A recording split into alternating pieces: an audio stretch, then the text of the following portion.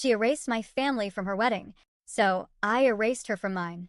When my brother got married, I knew there was going to be some drama because his bride, now my sister-in-law, had a reputation for being particular. She's the type who likes things a certain way and isn't shy about letting you know if you fall short of her expectations. I told myself it was just wedding stress and tried to give her the benefit of the doubt. She had very specific demands. Everyone from both families was expected to wear their chosen wedding colors. And when I say everyone, I mean everyone. Coordinated outfits, color-matching accessories, the works. People spent money, time, and effort just to meet her vision. Family members flew in from out of state, juggling jobs, childcare, and expenses, just so they could support them on their big day.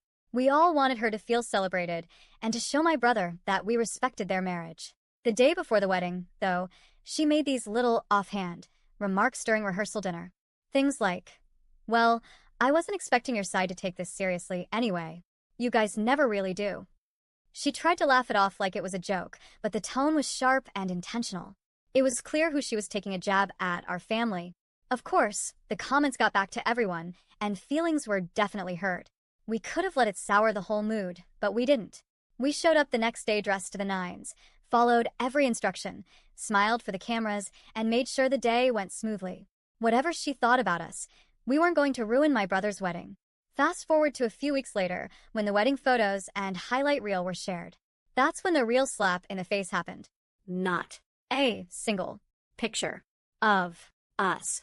I mean it. Out of hundreds of photos and a 3-minute highlight video, not one picture included our side of the family, except for one 3-second clip of my parents standing next to the bride and groom. The rest of us? Erased. Like we hadn't even attended. Like we didn't matter. I tried to be civil about it, so I texted her politely asking if she could send me any of the photos with just the siblings, since none had been posted online. She flat out denied that we even took any, which is wild because I distinctly remember standing there adjusting corsages and jackets for people in those exact photos. She doubled down and basically gaslit me. Nope, those pictures don't exist. I don't know what you're talking about. I let it go for 6 months, but then asked again when more photos surfaced.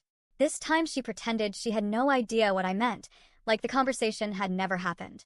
At that point, I realized she wasn't just being forgetful, she was intentionally cutting us out of the narrative of their wedding. Fine. Two can play that game. Fast forward to now. I'm getting married in just 8 days. My fiancé and I have been engaged for 6 months, and I've been planning every detail carefully. But since the moment I realized she erased us, I've also been planning one very specific, very petty act of revenge. I hired an amazing photographer and videographer. The twist? I gave the videographer a secret mission. Their job is to make my sister-in-law feel like the star of the show. Hover around her, film her every move, capture her reactions, give her the illusion that she's glowing with attention. And then when the final wedding video is delivered, she won't appear for even 1 second. Just like she erased us, I'm erasing her. The irony is she wasn't even originally invited. I was honestly fine keeping things low contact, but word must have gotten out because she cornered me at a family dinner. With this fake sweet tone, she said, "Unfortunately, I have to work the day before and after your wedding, but I should still be able to make it." I was so stunned that I didn't even argue. I just said, "That's fine. The Airbnb is booked whether you're there or not." And now, unfortunately, she's coming. To cope, I started with small pettiness. For example, I deliberately spelled her name wrong on her wedding invitation. Not in a glaringly obvious way, but just enough that she'd notice. That was my appetizer. The video blackout? That's my main course. I know some people will say it's too petty or mean-spirited. But honestly, it's not. It's fair. She erased us first. I'm just returning the favor. Update. The wedding was absolutely beautiful. The day was everything we dreamed of, and for once, I didn't have to think about her at all. I didn't let her ruin anything for me. The videographer followed the plan perfectly. I've already seen the sneak peek clips, and guess what? Not a single frame of her. She was there in real life, but in our story, she doesn't exist.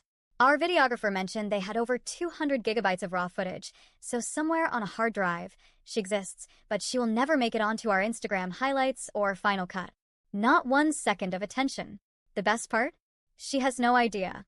And honestly, this whole thing blew up more than I expected.